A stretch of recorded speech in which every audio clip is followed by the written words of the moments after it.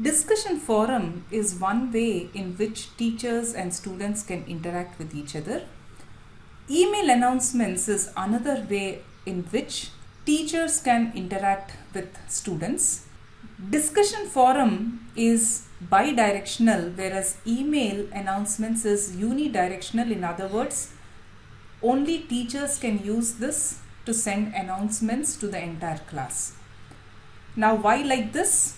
Oftentimes, discussion forum posts, if there is too much discussion, they can get lost. But sometimes as teacher, you may want to send out important announcements, in which case it is important to use email announcements. So in this particular case, the emails that student will receive will have a slightly different subject line as well as from field. That way they can distinguish this from the discussion forum and pay more attention to it. So how does one send email announcements as a teacher? So here are the students that are enrolled in my class. It can be a big list as well. For me to send emails to all the students, I need to click on this button which selects everyone.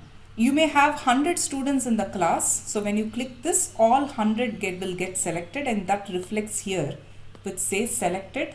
In this case only 3 are there, so it is saying 3 rows, but if you had 100 students it will say 100 rows. And then you click on email. So first you select all, then click on email. Panel will show, and here you can, if you want to include someone else as part of this email, you can include their email addresses here as well. I won't do that now. And you can potentially send an email. So let me send out an email. So email sent successfully. Let's see if I have received it. So here are all the emails I have received.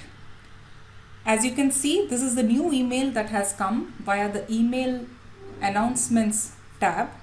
It is different from others. This clearly says that this has come from instructor with the demo course, and that way students can distinguish it from the discussion forum emails. Discussion forum emails have a discussion forum, whereas this comes in a slightly different format. Importantly, it specifies instructor in the subject line. That way you can pay more attention to this particular email.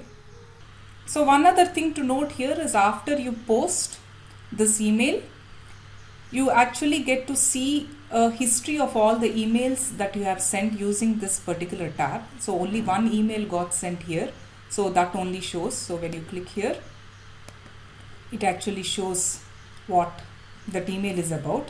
If you also want to see who all it got sent to, it shows the list of email addresses as well. So let me show you another interface where there are quite a few emails. So there are a lot of emails here, and you can search for a specific email. So let me just see. I was searching for this plagiarism. So only one email has that. So only that email shows. So that way you can search and identify what emails you have sent in the past. So that is it with respect to email announcements.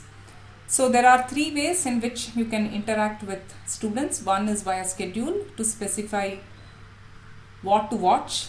One is via discussion forum, where everyone can interact with each other by posting threads. And this has email support as well as video support. And another is email announcements, which is only for instructors to send important announcements to the class.